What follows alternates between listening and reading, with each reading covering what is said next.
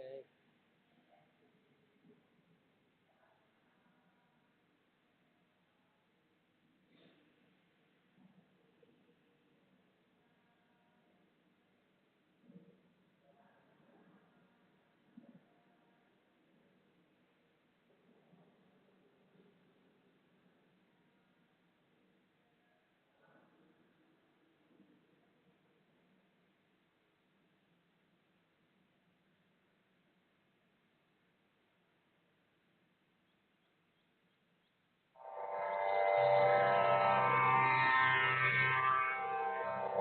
श्री सच्चिदानंद सद्गुरु साईनाथ महाराज की जय। सद्गुरु श्री साईनाथुनि शरद बाबूजी की जय। సాయి వంటి దైవంబు లేడోయి లేడోయి, ప్రజలందరి నోట సాయి నామం పలకాలి, సర్వత్రా సాయి రూపం రంజిల్లాలి, ముజ్జగాలు సాయి మహిమతో ముప్పిరిగొనాలి. సాయి పదరవళులు మన హృదయ కుహరంలోని నిశ్శబ్ద నిషీధిలో ప్రతిధ్వనించాలి. ప్రణవనాద వీచికల్లా సాయి జ్ఞాన సౌరభాలు సర్వత్రా వ్యాపించాలి. ఆ సుజ్ఞాన సౌరభాల ఆస్వాదనలో మన మనసులు మత్తెక్కాలి. సాయి ప్రేమామృత ధారలు అంతటా నిరంతరం వర్షించాలి. ఆ ప్రేమామృత ధారలలో తడుస్తూ, ఆ జ్ఞాన సౌరభాల మత్తులో ఆనందంగా నర్తిస్తూ సాయి వంటి దైవంబు లేడోయి లేడోయి అని అందరూ ఏకకంఠంతో గానం చేయాలి. అదే నా ఆశ, ఆశయం, ఆకాంక్ష. అదొక మధుర స్వప్నం. ఆ స్వప్న సాఫల్యం కోసం శ్రీ సాయినాథుని అనన్య ప్రేమతో, ఆర్ద్రతతో ప్రార్థించటమే మనం చేయగలిగింది, చేయవలసింది. Shri Babuji.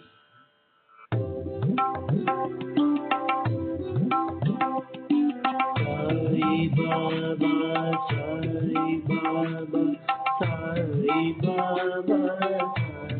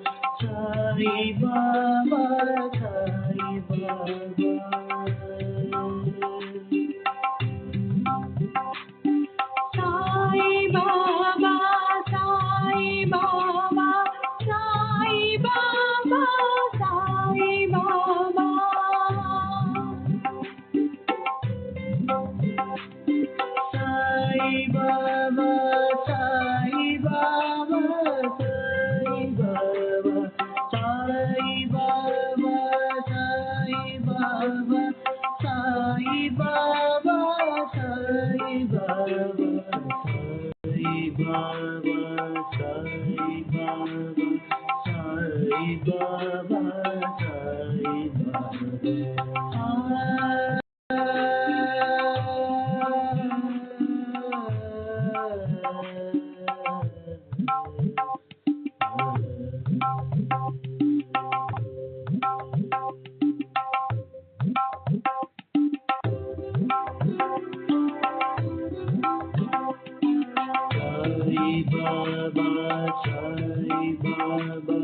Sai Baba.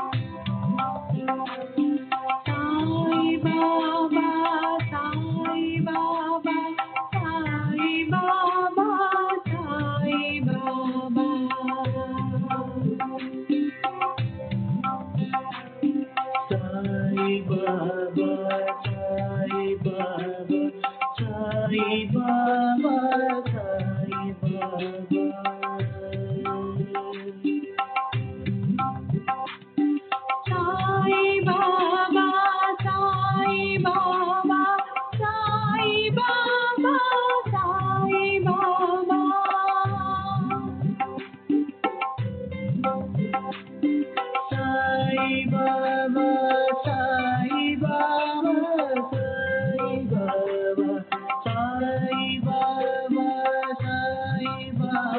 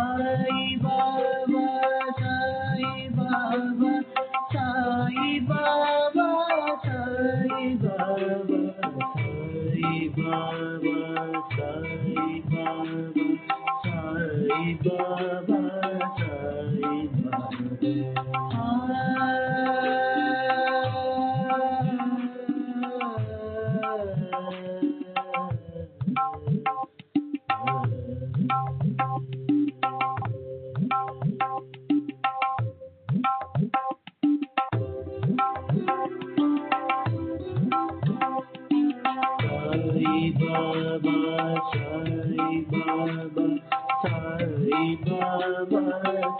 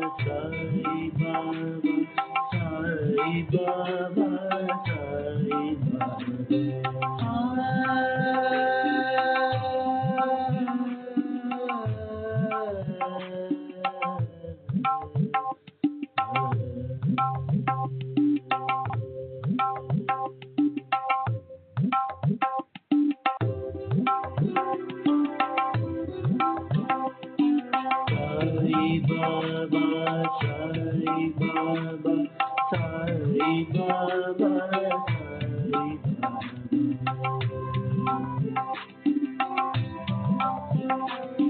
Sai Baba, Sai Baba, Sai Baba,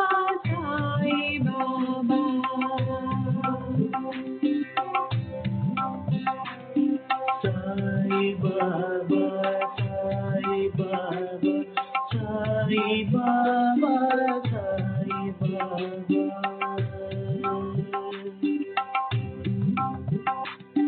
Sai Baba, Sai Baba, Sai Baba, Sai Baba.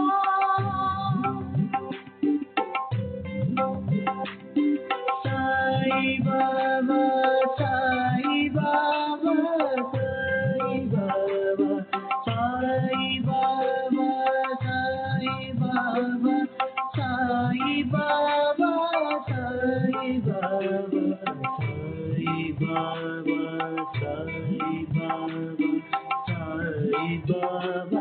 Sai Baba, Sai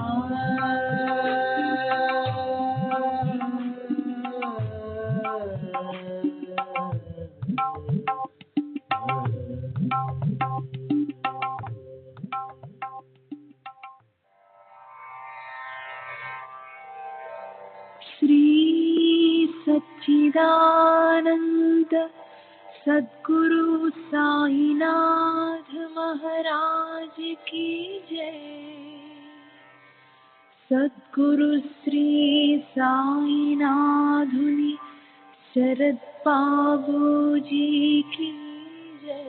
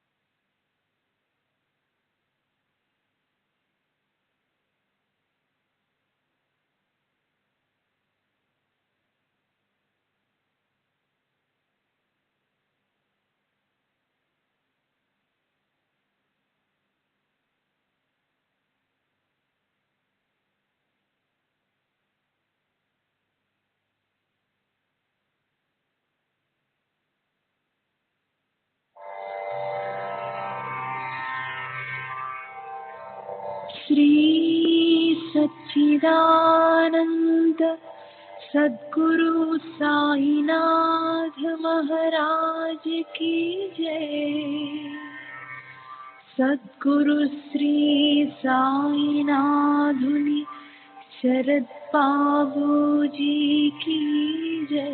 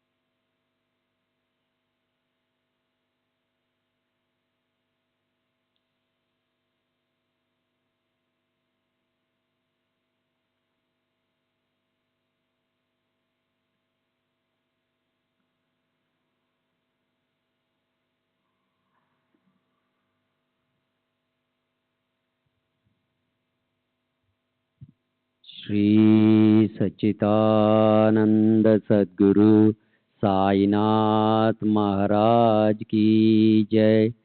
सद्गुरु श्री साईनाथ निशरत बाबूजी की जय। శ్రీ సాయిబాబా సత్య చరిత్ర నిన్నటి తరువాయే. సరే, ఈశావాస్య భావార్థ బోధిని కొంచెంగా ప్రస్తావించాను.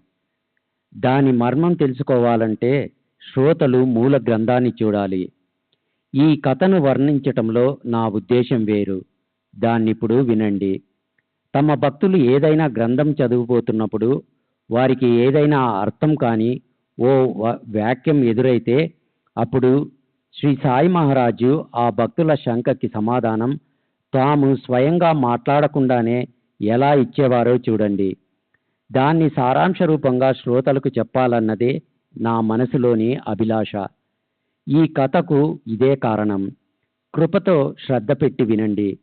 ఓవిబద్ధమైన తాత్పర్యం వ్రాసి పండితులకది మాన్యమయ్యేలా రాయాలన్న దాసగను మనసులోని కోరిక కూడా నెరవేరింది. అయితే అతని మనసులో ఒక సందేహం అలాగే ఉండిపోయింది. దాన్ని పండితుల ఎదుట పెట్టాడు. దాని మీద ఎంతగానో చర్చ చేశాడు.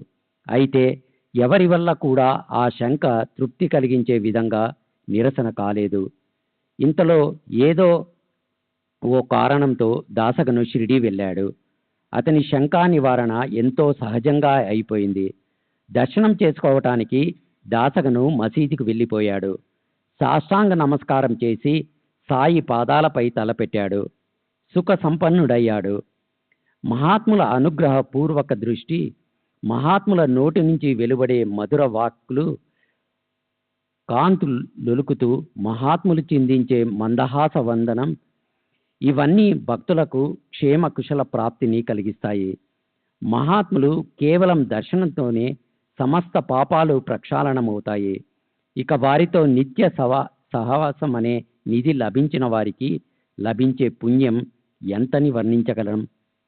దాసగను నమస్కరించగానే బాబా కుశల ప్రశ్నలు వేశారు. ఏం గను, ఎక్కడి నుంచి వస్తున్నావు? అన్నీ సక్రమంగా సంతృప్తికరంగా ఉన్నాయి కదా? మనసు హాయిగా ఉంటోంది కదా? దానికి దాసగను ఇలా సమాధానం చెప్పాడు. మీ కారుణ్యం అనే గొడుగు ఉన్నంత వరకు నేను మనసులో దుఃఖం ఎందుకు తెచ్చుకోవాలి? నేను ఆనందంగా ఉన్నాను. మీకన్నీ తెలుసు. కానీ లోక రివాజు ప్రకారం నన్ను మీరు ప్రశ్నించారు. నా క్షేమ సమాచారాలకు ఎందుకు అడిగారో నాకు తెలుసు. స్వయంగా నాతో ఏదో ఒక పని మొదలు పెట్టించి అది అందంగా తయారవుతున్నప్పుడు మధ్యలో ఇలా అవాంతరాలను కలిగిస్తే వాటిని నివారించటం మాకెలా తెలుస్తుంది?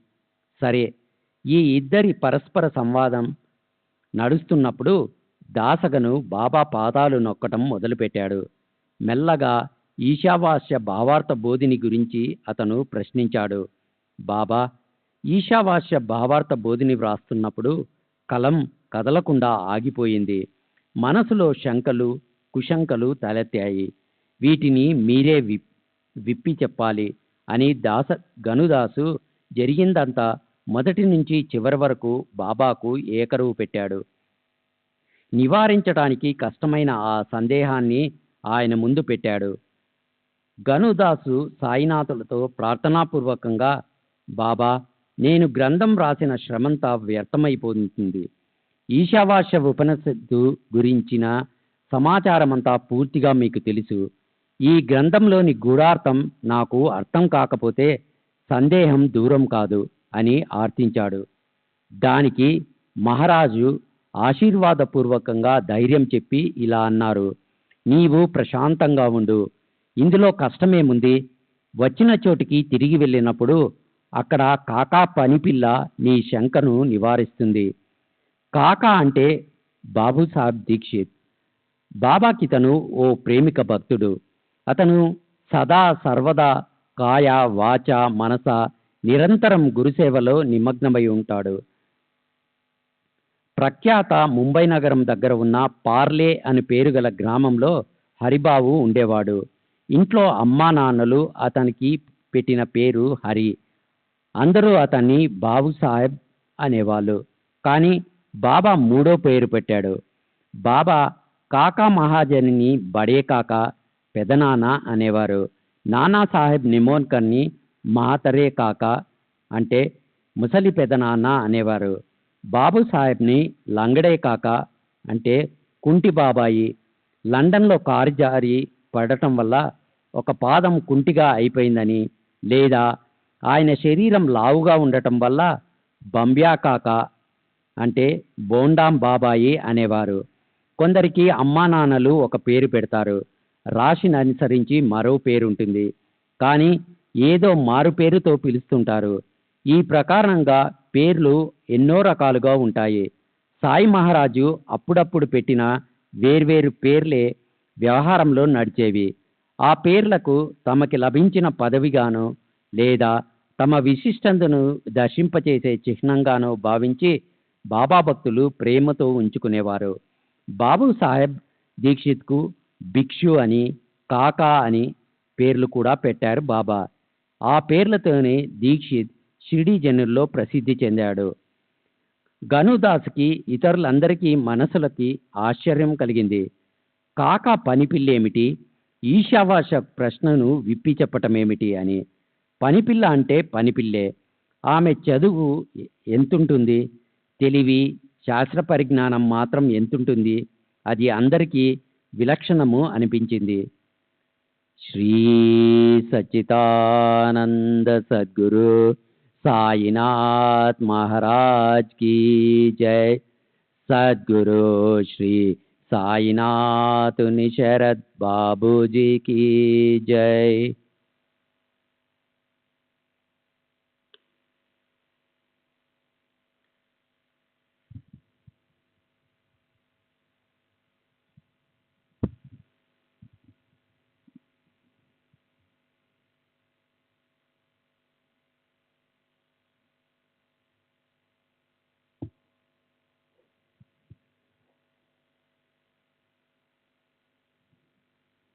వేదాలకు అర్థం చెప్పగల నైపుణ్యం ఎక్కడ? పనిపిల్ల బుద్ధి ఎక్కడ?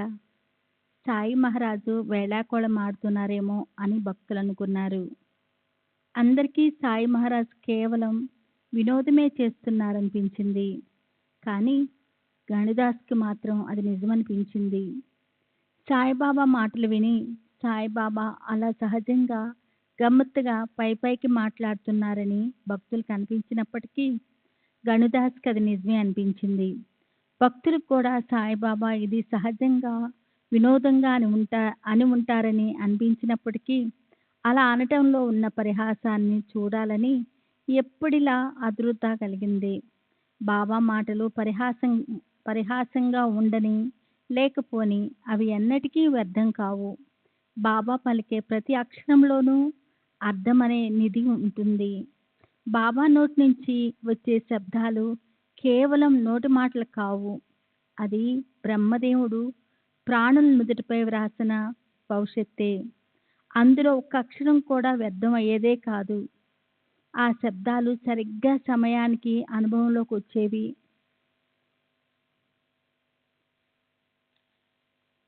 ఇతరుల సంగతులు ఎలా ఉన్నా దాస్గణ్కి ఆ విషయంలో ఎంతో నమ్మకం ఉంది. వారి వారి శ్రద్ధను అనుసరించి వారికి ఫలం లభిస్తుంది. యద్భావం తద్భవతి. విశ్వాసంలాగే సామర్థ్యం. అంతఃకరణలో ఎంతో ప్రేమ ఉంటే తప్ప అలాంటి నిర్మల జ్ఞానం ప్రాప్తించదు. బాబా జ్ఞాన శిరోమణి. ఆయన మాట అబద్ధం ఎలా అవుతుంది? తమ భక్తుల కోరికలు నెరవేర్చాలని ఆయన వ్రతం. గురువచనాలు ఎన్నటికీ అబద్ధం కావు. ఈ కథను మనసు పెట్టి వింటే సంసారంలోని శారీరక మానసిక వ్యధలు దూరం అవుతాయి. మీరు పరమార్థాన్ని సాధించుకునే మార్గానికి వస్తారు. తర్వాత దాస్గను పార్లే గ్రామానికి వెళ్ళాడు. కాకా పనిపిల్ల ఉపనిషత్తుల అర్థం చెప్పడంలో ఎలా ఉపయోగపడుతుందో చూడాలని అతనికి ఎంతో ఆదుర్త కలిగింది. మర్నాడు ఉదయం గణిదాసు ప్రక్క మీద గాఢ నిద్ర కలిగించే గొప్ప సుఖంలో ఉన్నప్పుడు ఒక ఆశ్చర్యకరమైన విషయం జరిగింది. ఎవరో ఒకరు శూద్రజాతికి చెందిన పిల్ల మంజుల స్వరంతో మార్ధవంగా పాడుతుంది. ఆ గీతంలోని అందమైన మాధుర్యం గణిదాసు హృదయం కవటాలని సున్నితంగా తట్టింది. దీర్ఘ పదజాలంతో మధుర పదరచన ఉన్న ఆ గానాన్ని విని అతని మనసు పరవశించింది. అతను దాన్ని శ్రద్ధగా వినసాగాడు. గబుక్కన లేచి గానం అర్థం తెలుసుకోవటానికి దానిపై మనసును కేంద్రీకరించాడు. దాన్ని జాగ్రత్తగా విని ఎంతో ఆనందించాడు. అతను మనసులో ఇలా అనుకున్నాడు, ఈ అమ్మాయి ఎవరి పాప? గంభీరంగా మధుర స్వరంతో పాడుతుంది. ఈశావాస్యంలో వచ్చిన శంకను విప్పి చెప్తుంది అని బాబా చెప్పిన పని పిల్ల ఈమెనా? చదువురాని వాణి నుంచి ఉపనిషత్తుల అర్థం నాకు తెలియజేసే ఈమె ఎవరో చూద్దామని గణిదాస్ బయటకు వచ్చి చూశాడు. అప్పుడు నిజంగా ఒక సూత్రజాతి పాప కాకాసాబ్ ఇంటి తూము దగ్గర గిన్నెలు తోముతుంది. అడిగినప్పుడు తెలిసింది, దీక్షిత్ ఇంట్లో నామదేవ్ అనే పేరు గల పనివాడున్నాడు. ఈ పాప అతని చెల్లెలు. ఈమె కాకాకి పనిపిల్ల. ఈమె ఆలపించిన ఆ గానంతో ఉపనిషత్తులోని శంక నిరసన అయింది. జ్ఞానేశ్వరుడు దున్నపోతు నోటి నుంచి వేద పఠనం చేయించాడు. అలాగే ఉందది. మహాత్ములు ఏ చమత్కారము చేయరు. ఈ ప్రకారంగా ఈ పిల్ల గానంతో దాస్గన్కి తృప్తి కలిగింది. బాబా వినోద మహిమ అందరికీ తెలిసింది. గణదాసు కాకా వాళ్ళ దేవుడి గదిలో పూజ కూర్చున్నాడు. అప్పుడు అతను ఈ గానాన్ని విన్నాడని కొందరు అంటారు. సరే, ఏదెలా ఉన్నా తాత్పర్యం మాత్రం ఒకటే. సాయి మహారాజు తన భక్తులకు అనేక కారణాలతో ఎలా శిక్షణ ఇస్తారో చూడండి. మీ స్థానంలో మీరు కూర్చొని నన్ను అడగండి. ఊరికే అడవుల్లోనూ జనుల్లోనూ ఎందుకు వెతుకుతున్నారు? నేనే మీ జిజ్ఞాసను తీరుస్తానని నిశ్చయంగా తెలుసుకోండి. నేను అన్ని చోట్ల నిండి ఉన్నాను. నేను లేని ఖాళీ స్థానం లేదు. భక్తుల భావాన్ని అనుసరించి నేను ఎక్కడైనా ఎప్పుడైనా ప్రకటమవుతాను అని చెప్పేవారు. సరే, ఆ 8 సంవత్సరాల పిల్ల నడుముకి ఒక పరికిని కట్టుకుంది. అయినా ఆమె తన గానంలో ఒక నిండు జరి ఉన్న నారింజ రంగు చీర అందాన్ని గురించి గొప్పగా వర్ణిస్తుంది. ఆ చీర జరి ఎంత బాగుంది! ఆ చీర అంచులు ఎంత అందంగా ఉన్నాయి! ఆ చీర కొంగు ఎంత బాగుంది! ఆ అమ్మాయి ఆ గీతం పాడుతూ అందులోనే లీనమైపోయింది. ఆమెకు కడుపు నిండా తిండి లేదు. ఒంటి నిండా చినిగని వస్త్రాలు లేవు. కానీ ఎవరిదో ఒక నారింజ రంగు చీర గురించి ఆమెకు చాలా సంతోషం కలిగింది. ఆ ప్రకారంగా పేద పరిస్థితిలో ఉన్నప్పటికీ హర్షాన్ని వర్షించే ఆమె స్వభావం చూసి గణదాస్కి ఆమెపై దయ కలిగింది. అతను మోరేశ్వర్ ప్రధానికి ఇలా విన్నపం చేశాడు. చూడండి, పాపం ఆమె ఒంటికి సరైన వస్త్రాలు లేవు. ఆమెకు ఒక చీరనివ్వండి. మీ సేవను దేవుడు మెచ్చుతాడు. మీకు పుణ్యం కలుగుతుంది. అసలే మోరేశ్వరుడు దయగలవాడు. అందులోనూ దాస్గన్ లాంటి వాడు విన్నపం చేయటం. అతను వెంటనే ఒక అందమైన చీరను కొని దాన్ని ఆనందంగా ఆ అమ్మాయికి ఇచ్చాడు. రోజు పాచిపోయిన అన్నము తినేవారికి పంచభక్ష పరమాన్నాలతో భోజనం దొరికితే ఎంత ఆనందం కలుగుతుందో అలాంటి ఆనందమే ఆ పాపకి ఆ చీరను చూసినప్పుడు కలిగింది. మర్నాడు ఆమె ఆ చీర కట్టుకొని గిరగిరా తిరుగుతూ ఇతర పిల్లలతో కలిసి ఉప్పల కుప్ప ఆట ఆడింది. ఆమెకి ఆ చీర ఎంతో నచ్చింది. ఆ పాప వేరే పిల్లల కన్నా మెరుగ్గా అందంగా కనిపించిందా ఆ చీరలో. మర్నాడు ఆమె చీరను దాచిపెట్టి ఇదివరకటి చినిగిన బట్టల ధరించి వచ్చింది. అయినా ఆ పాప భిన్నంగానో లేక నిరుత్సాహంగానో కనిపించలేదు. ఆమె ఆ కొత్త చీరను కట్టుకోకుండా దాన్ని ఇంట్లో దాచి వచ్చింది. అయినా తన భావంలోని భిన్నత్వం వల్ల దాస్గన్కి ఆమె పూర్వపు పేదరికం చిన్నాభిన్నంగా అయినట్లు అనిపించింది. కొత్త చీర ఇంట్లో పెట్టి చినిగినది కట్టుకున్నప్పటికీ ఆ పాప మనసులో భిన్నత లేదు. ఆమెకు తాను కట్టుకున్న చీరలో అల్పత్వం కనిపించలేదు. అర్హత లేనందువల్ల చినిగిన వస్త్రం కట్టుకోవటము, అర్హత ఉన్నప్పటికీ కూడా అలాగే చేయటము. పేదవాడు సంపన్నతను ప్రదర్శించమని దాన్నే అంటారు. సుఖదుఖాలనేవి మన భావన మీద ఆధారపడి ఉంటాయి. గణదాస్కి వచ్చిన సందేహం ఇదే. ఈ ప్రకారంగా అది పోగానే అతనికి ఈశావాస్యం అనే నిధి దొరికింది. దాని అర్థము బోధపడింది. ఈశ్వరుడే పూర్తిగా బ్రహ్మాండమంతా వ్యాపించి ఉన్నప్పుడు అతను లేని ఖాళీ ప్రవేశం ఉందా అని ఎవరు ఆలోచిస్తారు? ఈశావాస్య ఉపనిషత్తులో 1వ మంత్రంలోని పూర్వార్థం చూడండి. ఈశావాస్య మిదం సర్వం యచింత్కర జగత్వాం జగత్ అంటే అఖిల బ్రహ్మాండంలోని జడ చైతన్య స్వరూపాలన్నీ ఈశ్వరుడివే వ్యాపించబడి ఉన్నాయి. ఇంకా చూడండి,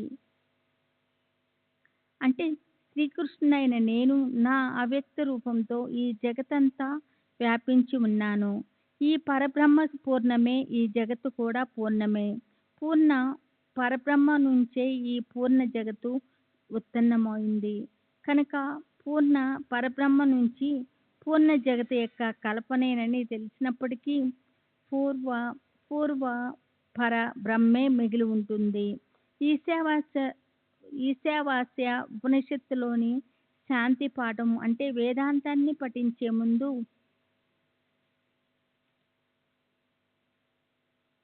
గురు శిష్యులు ఏకత్వమై చదివే పాఠము లేదా మంగళాచరణ అందులో అక్కడక్కడ వేదాంతంలోని మహత్తత్వం నిండి ఉంది. ఆ పాప పేదరికపు అవస్థ కూడా ఈశ్వరుని అంశమే. ఆ చినిగిన పరికిణి లేదా ఆ కొత్త చీర కూడా ఈశ్వరుని అంశమే. దానమిచ్చేవాడు దాత, దానమిచ్చే వస్తువు ధ్యేయము, దానమిచ్చే క్రియ దానము. వీటన్నిటిలోనూ ఒక ఈశ్వరుడే పూర్తిగా నిండి ఉన్నాడు. కనుక నేను నాది అన్న భావనని పూర్తిగా విస్మరించాలి. సదా ఏ రకమైన గోష్ఠినైనా అభిమానాన్ని పెట్టుకోకుండా ఉండాలి. ఈశ్వరుని నుంచి లభించే ఐశ్వర్యాన్ని త్యాగపూర్వకంగా అంటే దీని గురించి ఎక్కువ ఆసక్తి పెట్టుకోకుండా ఇతరులకు అందులో కొంత దానమిచ్చి తాను తనకు అవసరమున్నంతే దగ్గర పెట్టుకోవడం అనుభవించాలి. ఏ రకమైన లోభాన్ని మోహాన్ని పెట్టుకోకూడదు.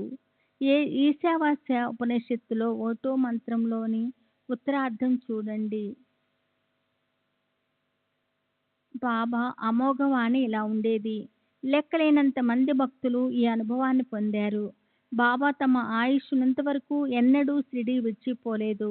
అయినా భక్తుల అరణ్యాల్లో ఉన్న లేదా జనసందోహంలో ఉన్న వారి ఎదుట ప్రకటమయ్యేవారాయన. కొందరికి మచేంద్రగఢ్లో, కొందరికి కొల్హాపూరు, షోలాపూరు, రామేశ్వరము మొదలైన పట్టణాల్లోనూ అలా తమకు ఇష్టమైన చోట్లలో ప్రకటమయ్యి వారికి దర్శనమిచ్చేవారు. కొందరికి తాము ఎప్పుడూ దర్శించే దుస్తుల్లో సాధారణ రూపంతో కనిపిస్తే, కొందరికి మెలకువగా ఉన్నప్పుడు, మరికొందరికి స్వప్నంలోనూ, అలా రాత్రి లేదా పగటి వేళల్లో కూడా దర్శనమిచ్చేవారు. భక్తుల తీరని కోరికలు తీర్చేవారు. అలాంటి అనుభవాలు ఒకటా రెండా, ఎన్నని వర్ణించను. బాబా షిరిడీలోనే నివసించినప్పటికీ ఆయన ఎవరికీ తెలియకుండా ఎక్కడికో పోయేవారు. చూడండి, ఆ పాప ఎవరో కడు పేద పనిపిల్ల. ఆమె నోటి నుంచి నారింజ రంగు చీర గురించిన పాట సహజాది సహజంగా వచ్చింది. గణదాసు బాబాకి శంఖను వెలిబుచ్చటం, ఆ పనిపాప కాక ఇంట్లో ఉండటము, ఆమె ఆ శంఖను తొలగించటము, ఇదంతా ఇంద్రజాలంతో కావాలని ఆయన సంభవింప చేసిన రచన కాదా? అసలక్కడ పనిపిల్ల ఉన్నట్లు బాబాకి ఎలా తెలుసు? ఆమె ద్వారా కూడా తర్వాత భవిష్యత్ కాలంలో జరగబోయేది గానం చేయించి ఉపనిషత్తుల అర్థం తెలియజేపించడం ఎలా? అది ఎలా అన్నా ఉండని, ఇలా జరిగిన మాత్రం నిజం. గణదాస్కి ఆశ్చర్యం కలిగింది. అతని శంక తొలగిపోయింది. అతనికి ఈశావాస్య ఉపనిషత్తు బాగా తెలిసింది. శ్రోతల మనసుల్లో బాబా స్వయంగా దీన్ని తమ నోటితోనే చెప్పి షిరిడీలోని ఈ శంకను ఎందుకు నివారించలేదు? అది అక్కడే చేయకూడదా? ఇదంతా ఎందుకు చేశారు అనే సందేహం రావచ్చు. కానీ ఈ గొప్ప తత్వము లోకులకి ఎలా తెలుస్తుంది? ఈ చమత్కారం చేయించి ఈశ్వరుడు ఈ పనిపిల్లలో కూడా వ్యాపించి ఉన్నాడని బాబా అందరికీ నిరూపించారు. శ్రీ సచ్చిదానంద సద్గురు సాయినాథ్ మహారాజ్ की जय. सद्गुरु श्री साईनाथ शरद बाबू जी की जय. శ్రీ సచ్చిదానంద సద్గురు సాయినాథ్ మహారాజ్ की जय. సద్గురు శ్రీ సాయినాథుని శరత్ బాబూజీ की जय. ఆత్మస్వరూపం గురించిన సిసలైన వర్ణన, అదే సర్వ ఉపనిషత్తుల అంతిమ ధ్యేయం. అదే మోక్ష ప్రాప్తికి పాటించవలసిన నియమం లేదా ఆచరణ యొక్క సారం. ఇదే భగవద్గీతలోని అర్థానికి సరైన నిరూపణ. ప్రాణులు వేరువేరుగా ఉన్నప్పటికీ వారి ఆత్మ ఒక్కటే. అది ఏ పని చేయదు, దేన్ని అనుభవించదు. అది ఎప్పటికీ అపవిత్రం కాదు. దానికి పాపపుణ్యాలు ఉండవు. దానికి ఏ రకమైన కర్తవ్య ఆచరణ ఉండదు. నేను ఉత్తమ జాతి బ్రాహ్మణ్ణి, ఇతరులందరూ నాకంటే నీచ జాతి వారు అన్న భేదభావంతో కూడిన జ్ఞానమున్నంత వరకు కర్తవ్య కర్మ ఆచరణ అవసరం అవుతుంది. నాకు దేహం లేదు, అంతటా ఒకేలా ఉన్నాను, నేను తప్ప ఇతరులెవరూ లేరు, నేను అంతటా వ్యాపించి ఉన్నాను అన్న జ్ఞానమే ఆత్మస్వరూపం యొక్క నిజమైన జ్ఞానం. పూర్ణ బ్రహ్మ యొక్క ఏకాత్మత నుంచి చలించే జీవాత్మకి ఎప్పుడో ఒకసారి స్వరూపాన్ని నిశ్చయంగా ప్రాప్తింప చేసుకోవాలన్న ధ్యేయం ఉంటుంది. శృతి, స్మృతి, వేదాలు ఇవన్నీ ప్రతిపాదించిన నిర్ణయం ఇదే. మూలస్థానం నుంచి విడిపోయిన జీవాత్మ తిరిగి ఇదివరకటి అచల ప్రాప్తిని నిశ్చయపూర్వకంగా సాధించడమే అంతిమ ధ్యేయం. సమం సర్వేషు భూతేషు తిష్టంతం పరమేశ్వరం. గీత అధ్యాయం 13 శ్లోకంలో 28. పరమేశ్వరుడు అన్ని ప్రాణుల అంతరంగంలో ఒకేలా ఉన్నాడు అన్న అలాంటి స్థితి మనసుకి కలుగనంత వరకు సర్వ ప్రాణులలోని అంతరాత్మ అయిన భగవాన్ శ్రీకృష్ణులు జ్ఞానం ప్రకాశింపజేయడానికి సమర్థులు కారు.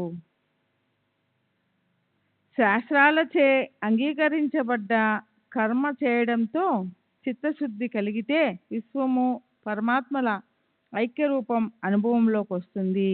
సంసారంలోని శోక మోహాదులనే వైవిధ్యాలను పూర్ణంగా పొందే జ్ఞానం ప్రకటమవుతుంది. సర్వులకు స్వామి అయిన పరమేశ్వరుడు సంపూర్ణంగా ముల్లోకాలలోని చరాచర ప్రాణుల్లో ఉన్నాడు.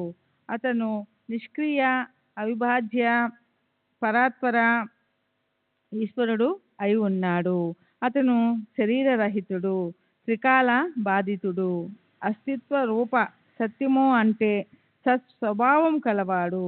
అలాంటి ఈశ్వరుడు నామరూపాలతో ఉన్న విశ్వానికి లోపల బయట వ్యాపించి ఉన్నాడు. తానే నేరుగా స్వయంగా విశిష్ట గుణ రూపాలు లేకుండా సంపూర్ణంగా అన్ని చోట్ల నిండి ఉన్నాడు. మూలంలో ఆకార రహితంగా ఉన్న మాయ యొక్క గుణం వల్ల ఆత్మకి ఆకారం ఉన్నట్లు కనిపిస్తుంది. అనేక వాసనలున్న వారి వెనకే ఈ జగత్తు ఉంటుంది. కానీ అదే ఏ వాసనలు లేని వారికి ఈ జగత్తు వాస్తవమని అనిపించదు. కనుక ఈ పంచభూతాలతో బంధించబడి చరాచర వస్తువులతో నిండి ఉన్న ఈ జగత్తుని వాస్తవం కాదని తెలుసుకొని పరమేశ్వరుడు ఒక్కడే సర్వశ్రేష్ఠుడు అన్న నిశ్చయాన్ని నిశంకంగా చేసుకోవాలి. జగత్తు గురించిన సారాసార వివేచన మనసుకి పట్టకపోతే కనీసం ఈ సంపద, బంగారం మొదలైన వాటి గురించి లోభం పెట్టుకోకుండానైనా ఉండాలి. ఇది కూడా చేయడం సాధ్యపడకపోతే అప్పుడు తనకి కేవలం కర్మలు చేయడానికి పాత్రత ఉంటుందని తెలుసుకొని చనిపోయే వరకు 100 సంవత్సరాల పాటు కర్మలే చేస్తుండాలి. అది కూడా తన కులాన్ని అనుసరించి శాస్త్రాల్లో చెప్పినట్లు విధి విధానాలతో కూడిన అగ్నిహోత్రం లాంటి యోగ్యమైన నిత్య కర్మలను చిత్తశుద్ధి కలిగే వరకు చేయాలి. ఇది చిత్తశుద్ధికి ఓ మార్గం. రెండోది సంసార బంధనాలన్నిటినీ తెంచేసి జగత్తు వ్యాపారాల నుంచి పూర్తిగా ముక్తులవ్వడం లేదా ఐహిక వస్తువులన్నిటినీ త్యజించడం. మొదట చెప్పినది కర్మ మార్గం, తరువాత చెప్పినది జ్ఞాన మార్గం. ఈ రెండిట్లో ఒక్క మార్గమైన అవలంబించకపోతే దైవ నియమానుసారం సుఖదుఖాలు అనుభవించడానికి మిగిలి ఉంటాయి. అలాంటి సోమరులు కేవలం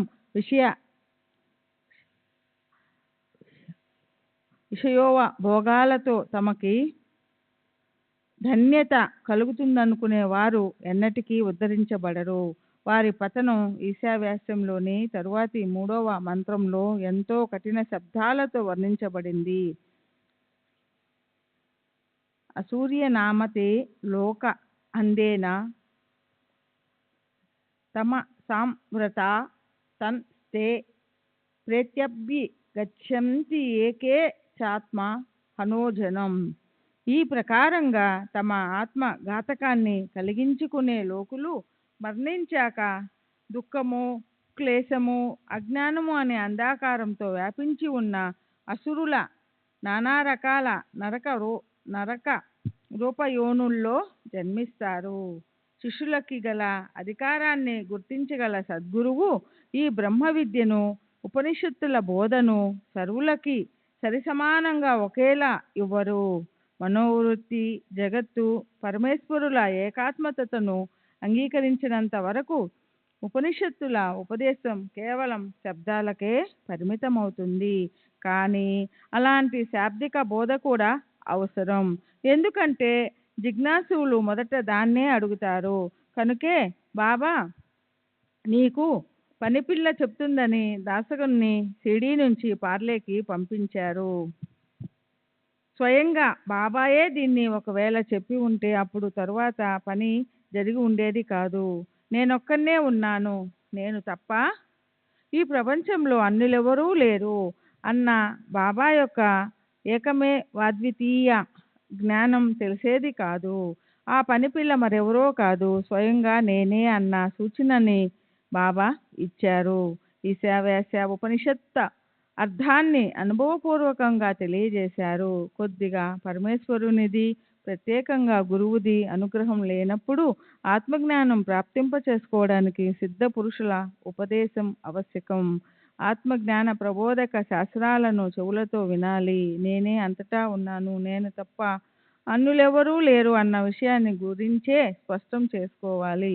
ఈ ప్రకారంగా ఆత్మ యొక్క వాస్తవిక స్వరూపం గురించిన స్పష్టీకరణ అయ్యాక ఆ ఆత్మ మరెవరో కాదు, స్వయంగా నేనే అన్న ఏకాత్మత ధ్యానం ప్రాప్తిస్తుంది.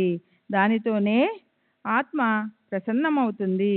సరే, అలా ఆత్మ గురించి చర్చించి అలాగే దాని పట్ల ఏకాగ్రతతో శ్రద్ధ పెట్టి దాంతోపాటు చలించని స్థిరమైన ఏకాత్మతను పెడితే అప్పుడు పరమాత్మ లభిస్తాడు. రాబోయే అధ్యాయంలోని విషయం వినాయక హరిచంద్ర ఠాగూరు, అనంతరావు పాటంకరుల ఇత్యాదుల కథలు. అదే చెప్పబోతున్నాను. శ్రోతలు ఆదరపూర్వకంగా వింటే వారు పరమార్థం వైపు శ్రద్ధ పెట్టగలరు. ఆ కథ అంతా మధురంగా ఉంటుంది. అది వింటే శ్రోతల వాంఛ నెరవేరుతుంది. మహాపురుషుల దర్శనం నిశ్చయంగా లభిస్తుంది. భక్తుల కోరిక నెరవేరుతుంది.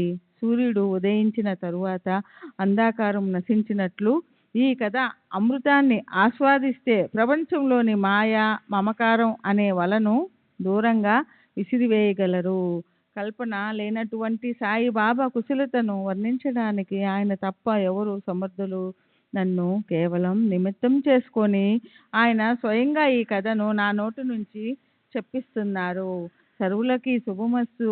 ఈ ప్రకారంగా సత్పురుషులు, మహాత్ములు ప్రేరణ కలిగించిన భక్త హేమాడ్ పంత్ రచించిన శ్రీ సాయి సమర్థుల సత్య చరిత్రలోని ఈశావాస్య భావార్థ బోధన అనే పేరుగల 20వ అధ్యాయం ముగిసింది.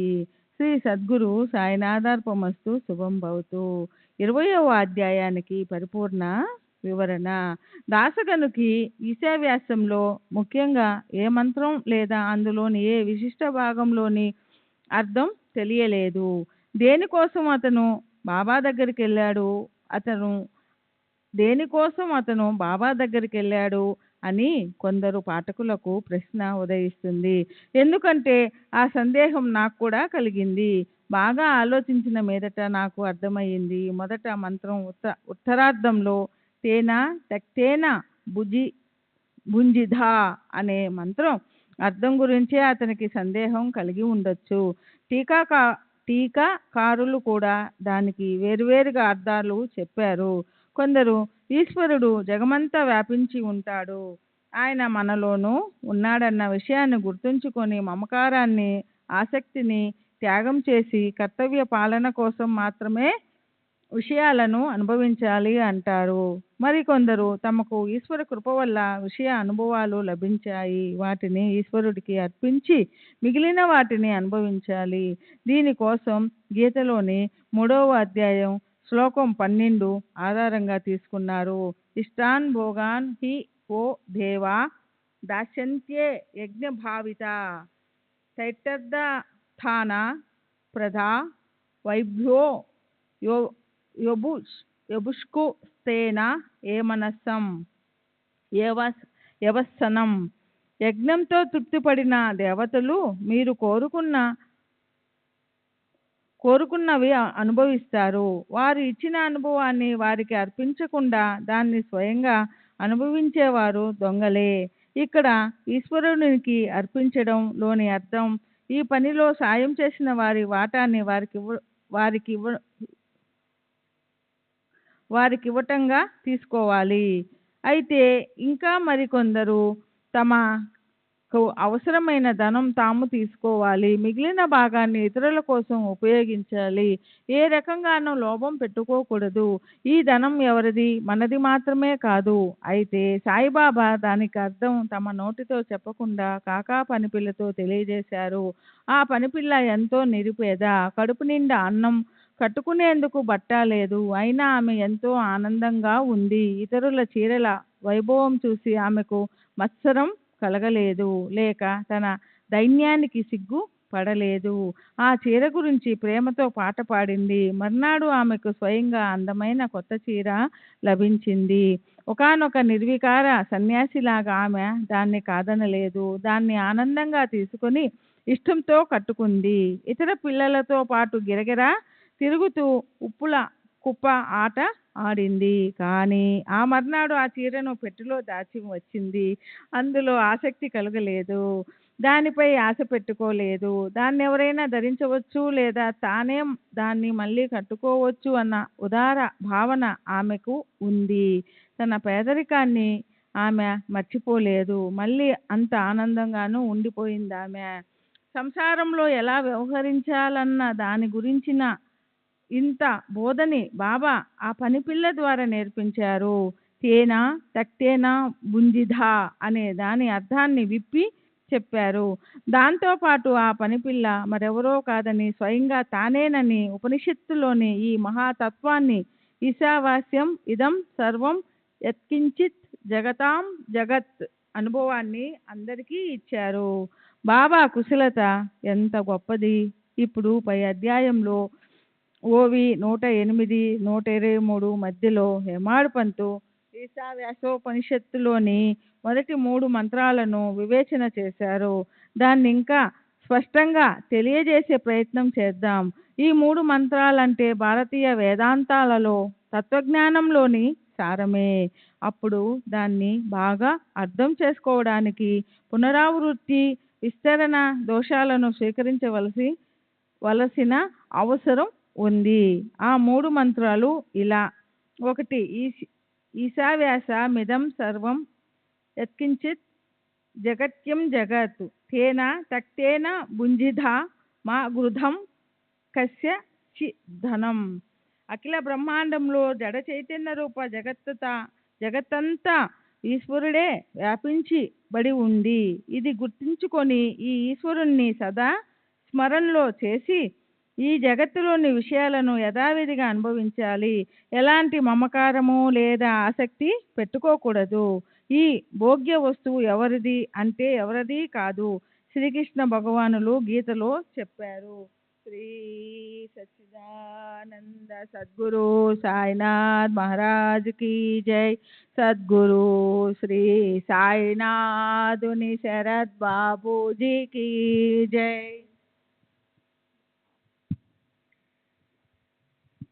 రాగదేశ వియుక్తైషు విషయ నింద్రియైస్వరన్ ఆత్మ వశైర్విధేయాత్మ ప్రసాద మదిగచ్చతి. స్వాధీనమైన మనస్సు కలవాడు రాగద్వేష రహితులును తమకు స్వాధీనంలో ఉండే ఇంద్రియాలతో అన్న ప్రాణాది విషయ భోగాలను అనుభవిస్తూ ఉన్నవాడైన మనోనిర్మలత్వాన్ని పొందుతున్నాడు. కుర్వం మైవ కర్మాణి జిజి విశ్చేతః సమాహ్ ఏవం త్వయి నచ్చేతోస్తిన్న కర్మ విష్యతే సత్నరే. పై మంత్రంలో చెప్పినట్లు ఒకవేళ విచారము ఆచరణ సాధ్యం కాకపోతే శాస్త్రాల్లో చెప్పినట్లు కర్తవ్య కర్మలు చేసి దాన్నే ఈశ్వర పూజ అనుకుని 100 సంవత్సరాలు జీవించటంపై కోర్కె ఉంచాలి. ఇలాంటి కర్మలే మానవులని బంధనాల్లో ఉంచవు. ఇది కాక మీకు మోక్షం లభించే మార్గం మరోటి లేదు. మళ్ళీ చూడండి. యజ్ఞార్థ కర్మణోన్యత నత్ర లోకోయం కర్మబంధనః తదర్థం కర్మ కౌంతేయ ముక్త సజ్ఞ సమాచర. యజ్ఞం కోసం అంటే పరమేశ్వర ప్రీత్యర్థం చేసే కర్మలు తప్ప ఇతర కర్మలు లోకులకు బంధకారకాలవుతాయి.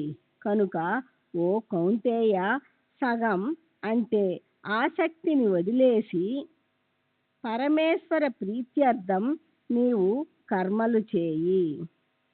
యతః ప్రవృత్తి భూతానాం ఏన సర్వమిదం తతం స్వకర్మణా తమ వర్షసిద్ధిం విందతి మానః.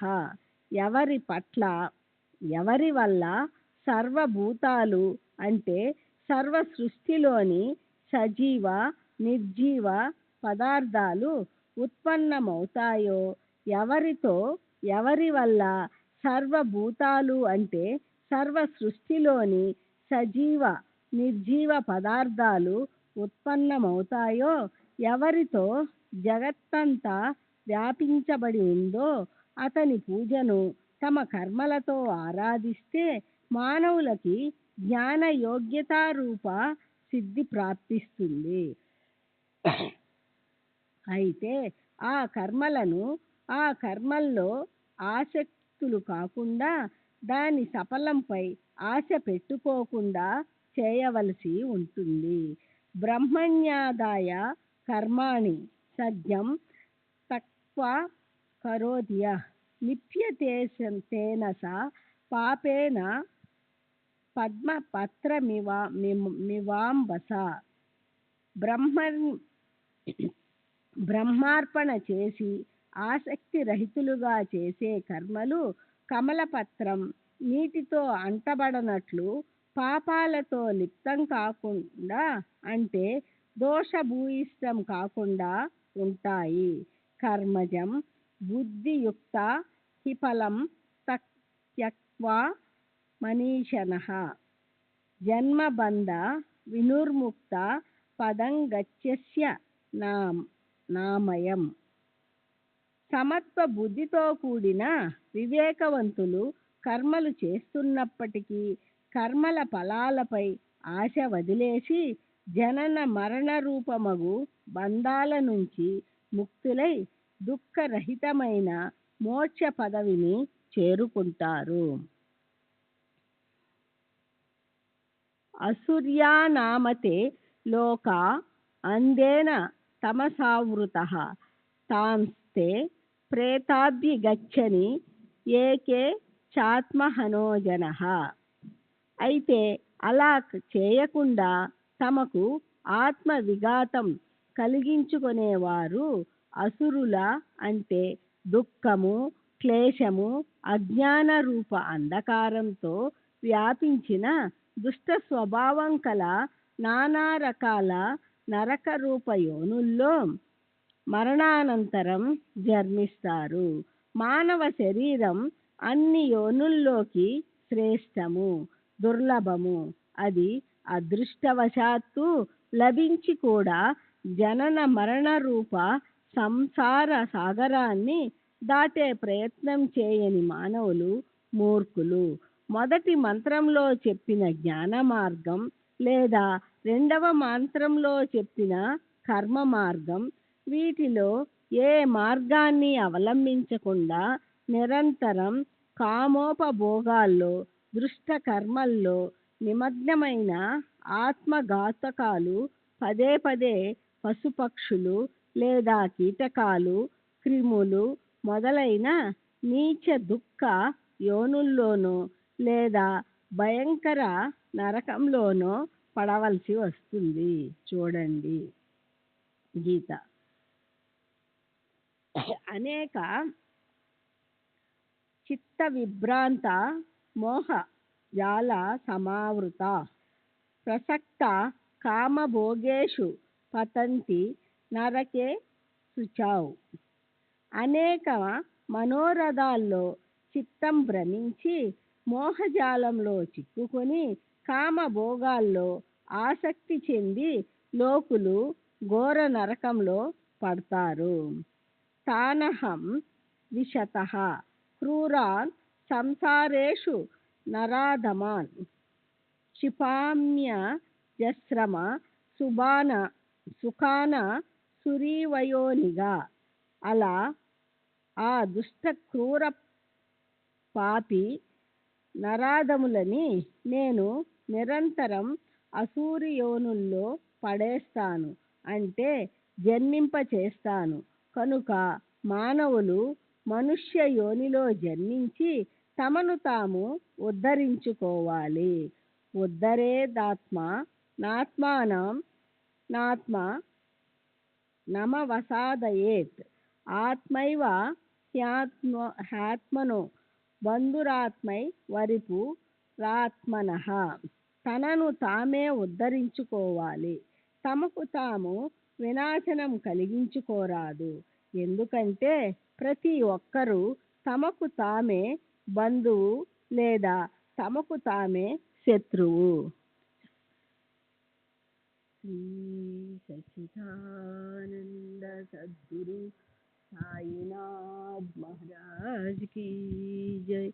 సద్గురు శ్రీ సాయినాథ్ की जय.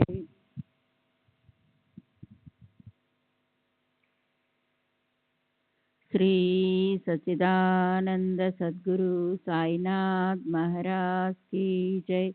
సద్గురు శ్రీ సాయినాథుని శరద్ బాబూజీకి జై.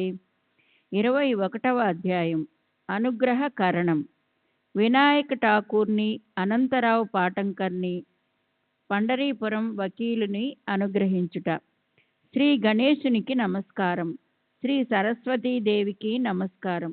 శ్రీ గురు మహారాజుకి నమస్కారం. శ్రీ కులదేవతకి నమస్కారం. శ్రీ సీతారామచంద్రులకి నమస్కారం. శ్రీ సద్గురు సాయినాథునికి నమస్కారం.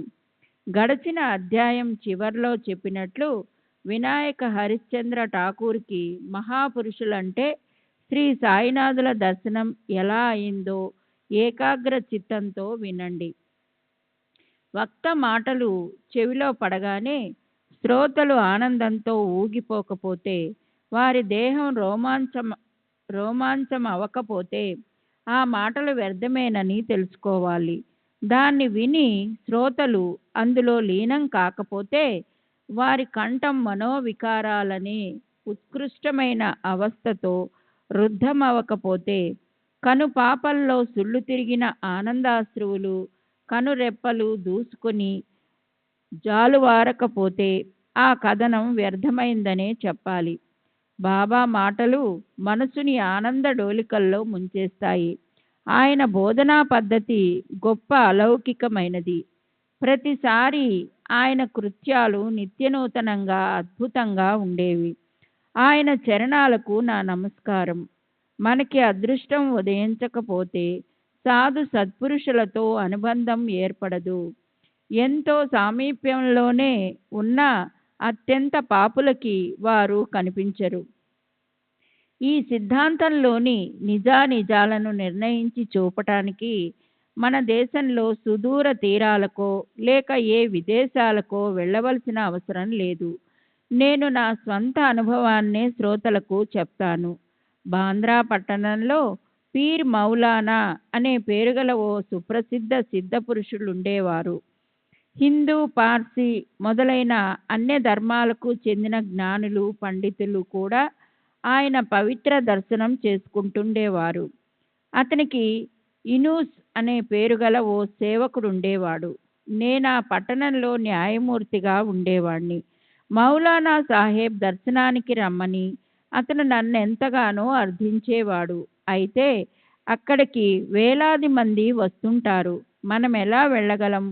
ఊరికే ఎవరి బలవంతానికో బలైపోయి మన పేరెందుకు చెడగట్టుకోవాలి అన్న ఏదో ఆలోచన తరంగం మనసులో ప్రవేశించటంతో ఆయన దర్శనానికి నేనెప్పుడూ వెళ్ళనే లేదు. మన నీడను చూసి మనమే జడుచుకున్నట్లు నా దురదృష్టమే నాకు అడ్డుపడింది. సరే, అలా ఎన్నో సంవత్సరాలు గడిచిపోయాయి. అక్కడి నుంచి ఆ తర్వాత నాకు బదిలీ అయ్యింది. అప్పటి నుంచి షిరిడీలో శాశ్వత సంబంధం ఏర్పడింది. ఇలా అనటంలో అర్థమేమిటంటే, అభాగ్యులు అక్కడ అడుగు పెట్టలేరు.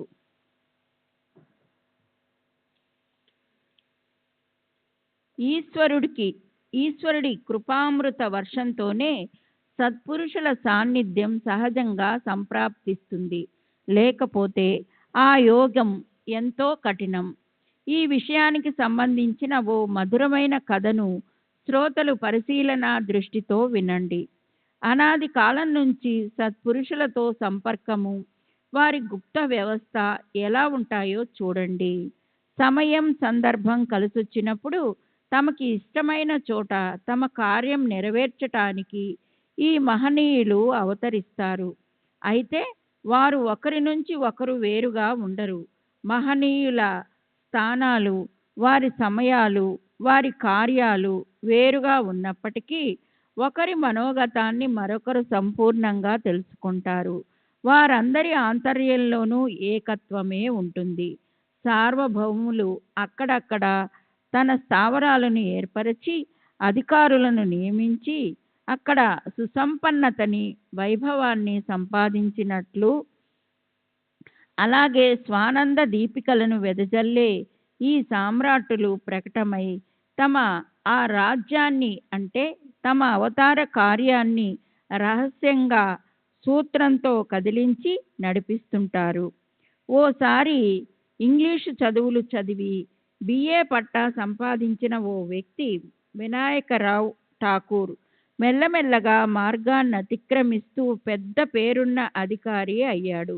అతనికి ఆ తరువాత తాలూకాలో రెవెన్యూ అధికారి పదవి లభించింది. ప్రాంతాధికారి కూడా అయ్యాడు. అదృష్టవశాత్తు సాయిబాబాతో సమాగమం లభించింది. చిన్న కొండలు దూరానికి అందంగానే కనిపిస్తాయి, కానీ దగ్గరికెళ్తే చెట్లతో నిండిపోయి ఎక్కటానికి ఎంతో కష్టంగా ఉంటాయి. అదేవిధంగా ఈ రెవెన్యూ అధికారం చూడ్డానికి బాగానే ఉంటుంది. గౌరవ మర్యాదలు కూడా గొప్పగానే ఉంటాయి. మధురంగా ఉండే మునుపటి రోజులు గతించాయి. అప్పుడు అధికారం మీద కోరిక ఉండేది. జనులు కూడా అధికారులను గౌరవిస్తుండేవారు. పరస్పరం ఒకరికొకరికి ఆనందం కలిగేది. ఇప్పటి పరిస్థితి అడక్కండి. సుఖంగా ఉద్యోగం చేసుకునే రోజులు పోయాయి. ఇప్పుడు బరువు బాధ్యతలు బాగా పెరిగాయి. డబ్బు బాగా లభిస్తుంది, కానీ బాధ, శ్రమ ఎక్కువయ్యాయి. ఉద్యోగాన్ని గట్టి ప్రయత్నంతో శ్రమపడి చేసినప్పటికీ ఇదివరకులాగా రెవెన్యూ అధికారులకు గౌరవం లేదు, ప్రాంతాధికారులకు వైభవం లేదు. సరే, ఆ అధికార పదవి అయినా అపారంగా డబ్బు ఖర్చు పెట్టకుండా నిరంతరం అభ్యాసంతో పరిశ్రమ చేయకపోతే లభించడం లేదు. మొదట అతను బిఏ పాస్ అవ్వాల్సి ఉంటుంది. అప్పుడు అతను స్థానిక కార్యాలయంలో గుమస్తా అవుతాడు. నెలకు 30 రూపాయల జీతంతో అతని ఉద్యోగం మొదలవుతుంది. తరువాత సరైన సమయం వచ్చాక కొండ మీదకు వెళ్ళవలసి ఉంటుంది. భూక్షేత్రాన్ని కొలిచే పని నేర్చుకోవలసి ఉంటుంది. కొలిచే వారి మధ్య ఉండవలసి వస్తుంది. పరీక్ష పాసు కావాల్సి ఉంటుంది. తరువాత ఒకానొక ఆసామి ఎవరైనా స్వయంగా వైకుంఠానికి పోయి తన స్థానాన్ని ఖాళీ చేస్తే ఆ ఖాళీ స్థానం అతనికి లభిస్తుంది. సరే, ఇక ఈ సుదీర్ఘమైన నిస్సారమైన ఊకదంపుడు కబుర్లు చాలు. ఊరికే ఎందుకు వాగటం? ఒక వ్యక్తికి, వినాయకరావు ఠాకూర్, సాయిబాబాతో కలయిక ఎలా అయిందో వినండి. బెళగాం దగ్గర వడగాం అనే ఊరుంది. అక్కడకు సర్వేయర్లు శిక్షణ కోసం వచ్చి మకాం చేశారు. ఆ గ్రామంలో సత్పురుషుడు అప్పా మహారాజ్ అనే ప్రసిద్ధ కన్నడ మహాత్ముడు ఉండేవారు. ఆయన దర్శనానికి వెళ్ళాడతను. ఆయన పాదాలపై శిరసుంచి ఆశీస్సులని ప్రసాదాన్ని పొందాడు. ఆ సత్పురుషుని చేతిలో అప్పుడు నిశ్చల దాసు రచించిన విచారసాగరం అనే గ్రంథం ఆచార్య విద్యారణ్యుల మూల సంస్కృత భాషలోని పంచదశి గ్రంథం ఆధారంగా ఉత్తర భారతదేశంలోని మహాత్ముడు నిశ్చలదాసు సామాన్యుల అవగాహనకి అందటం కోసం హిందీ భాషలో క్రీస్తు శకం 1849 సంవత్సరంలో ఆ గ్రంథాన్ని లిఖించాడు. ఆ గ్రంథంలోని విషయం అద్వైతవాదం, ఉద్దేశం బ్రహ్మ సాక్షాత్కారం అవటంతో దాన్ని ప్రమేయ గ్రంథం, జ్ఞానబోధకమైనదని అంటారు. ఆ గ్రంథం మరాఠీ, గుజరాతీ, బెంగాలీ, ఇంగ్లీషు భాషల్లోకి అనువదించబడింది. దాంతో ఇది ఎంత లోకప్రియమో లోకోపయోగమో తెలుస్తోంది. దాన్ని ఆయన చదువుతున్నారు. కొద్దిసేపయ్యాక అతను వస్తానని బయలుదేరబోతున్నప్పుడు సాధువు ప్రసన్నులై ఆ వ్యక్తితో ఏమన్నారో అది వినండి. సరే, నువ్విప్పుడు వెళ్ళు. ఈ గ్రంథాన్ని అవలోకిస్తే నీ మనోరథం ఈడేరుతుందని గుర్తుంచుకో. నీవు నీ ఉద్యోగం కోసం ఉత్తర దిశ వైపు వెళ్తావు. అప్పుడు దారిలో ఎంతో అదృష్టవశాత్తు ఒక మహాపురుషుడి దర్శనం అవుతుంది. ఆయన నీకు ముందు మార్గం చూపిస్తారు. ఆయనే నీకు ఉపదేశం చేసి తన బోధని నీ మనసులో ముద్రిస్తారు. నీ మనసుకి శాంతిని ప్రసాదిస్తారు. శ్రీ సచ్చిదానంద సద్గురు సాయినాథ్ మహారాజ్ కీ జై. సద్గురు శ్రీ శ్రీ సచ్చిదానంద సద్గురు సాయినాథ్ మహారాజ్ కీ జై. సద్గురు శ్రీ సాయినాథుని శరత్ బాబూజీకి జై. ఆ వ్యక్తికి అక్కడి పని పూర్తయింది. అతనికి పూణే జిల్లాలోని జున్నూర్కి బదిలీ అయ్యింది. నానేఘట్ ఎక్కి వెళ్ళవలసిన సంకటము ఎదురయ్యింది. ఆ ఘట్ మీద మార్గం చాలా ఇబ్బందికరం. దున్నపోతు మీద సవారీ చేసి దాన్ని దాటవలసి ఉంటుంది. అందుకని దగ్గరలో ఉన్న ఓ దున్నపోతు వాహనాన్ని తెప్పించాడు. ముందు ముందు పెద్ద అధికారి అయితే గుర్రాలు, బళ్ళు, మోటార్లు లభిస్తాయి.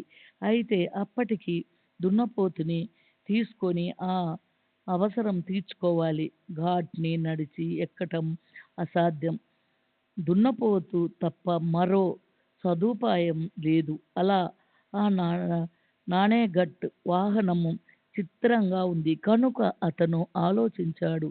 దున్నపోతును సిద్ధం చేయించి జీను ఎక్కి గొప్ప కష్టంతో దాని మీద కూర్చున్నాడు. కూర్చోటమే అయింది నిజమే, కానీ దున్నపోతు లాంటి విలక్షణ వాహనం మీద పూలు కుదుపులు అనుభవించి అతని నడుము ఒళ్ళు హూనమైనాయి. సరే, తర్వాత ఆ ప్రయాణం పూర్తయింది. జున్నూరులోని పని సంతృప్తికరంగా అయింది. అక్కడి నుంచి మకాం మారింది. ఠానే జిల్లాలోని కళ్యాణికి బదిలీ అయింది. అక్కడ నానాసాహెబ్ చందోల్కర్తో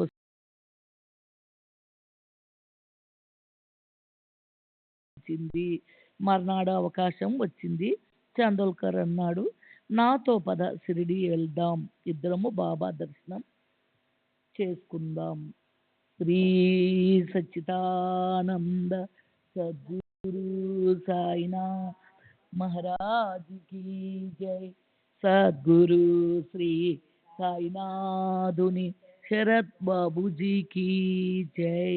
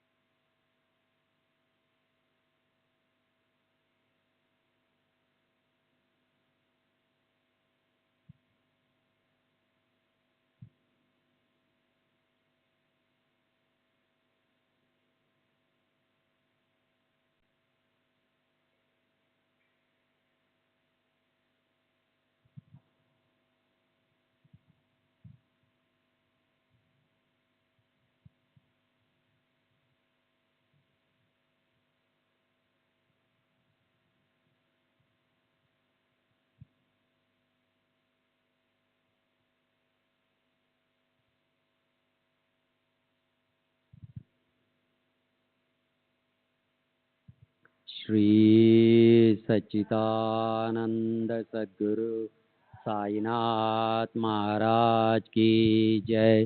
सद्गुरु श्री साईनाथ निसर बाबूजी की जय। साई रहम नजर करना, बच्चों का पालन करना। साई रहम नजर करना, बच्चों का पालन करना। जाना तुमने जगत पसारा, सब ही झूठ जमाना। जाना तुमने जगत पसारा, सब ही झूठ जमाना। साई रहम नजर करना, बच्चों का पालन करना। साई रहम नजर करना, बच्चों का पालन करना। मैं अंधा हूँ बंदा आपका, मुझसे पथ दिखलाना। मैं अंधा हूँ बंदा आपका, मुझसे पथ दिखलाना। साई रहम नजर करना, बच्चों का पालन करना। साई रहम नजर करना, बच्चों का पालन करना। दास गनो कहे अब क्या बोलो, थक गई मेरी रसना।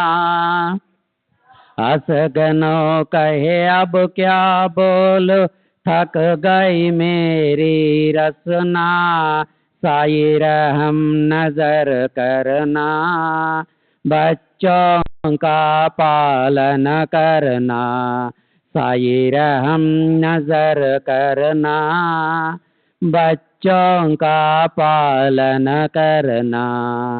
रहम नजर करो अब मोरे साई, तुम बिना नहीं मुझे माँ बाप भाई।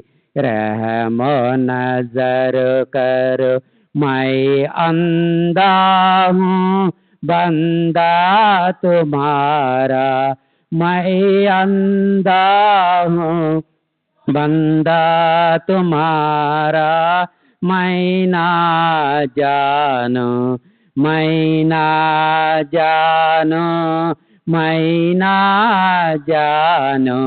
अल्लाह इलाही रहम नजर करो, रहम नजर करो अब मोरे साई। तुम बिना नहीं मुझे माँ बाप भाई। रहम नजर करो खाली जमाना मैंने गमाया। खाली जमाना मैंने गमाया। साथिया किर का, साथिया किर का, साथिया किर का तुम बिना कोई। रहम नजर कर, रहम नजर कर अब मोरे साई। तुम बिना नहीं मुझे माँ बाप भाई। रहम नजर कर अपने मस्जिद का झाड़ू गनु है। अपने मस्जिद का झाड़ू गनु है। मालिक हमारे, मालिक हमारे, मालिक हमारे तुम बाबा साई। रहम नजर कर, रहम नजर कर अब मोरे साई। तुम बिना नहीं मुझे माँ बाप भाई रहम नजर करो। श्री सच्चिदानंद सद्गुरु साईनाथ महाराज की जय। सद्गुरु श्री साईनाथ निशरद बाबू जी की जय।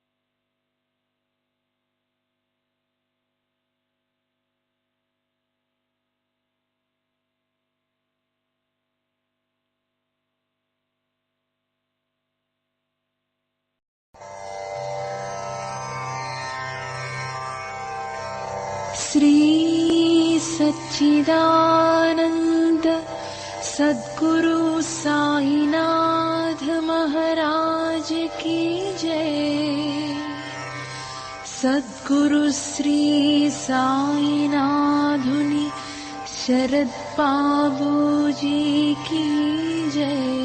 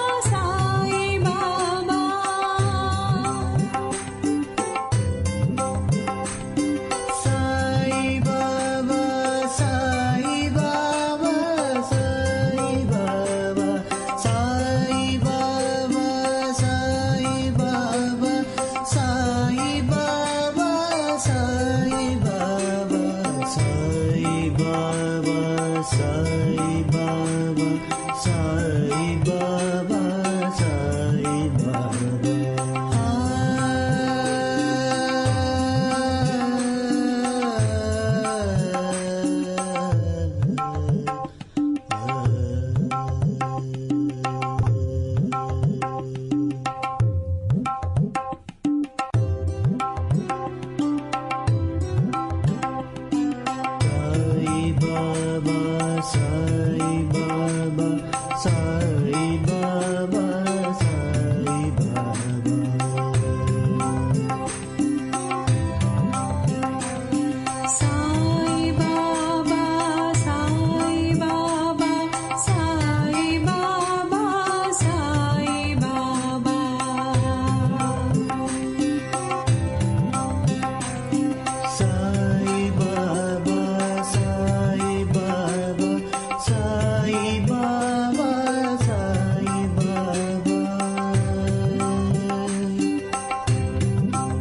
Baba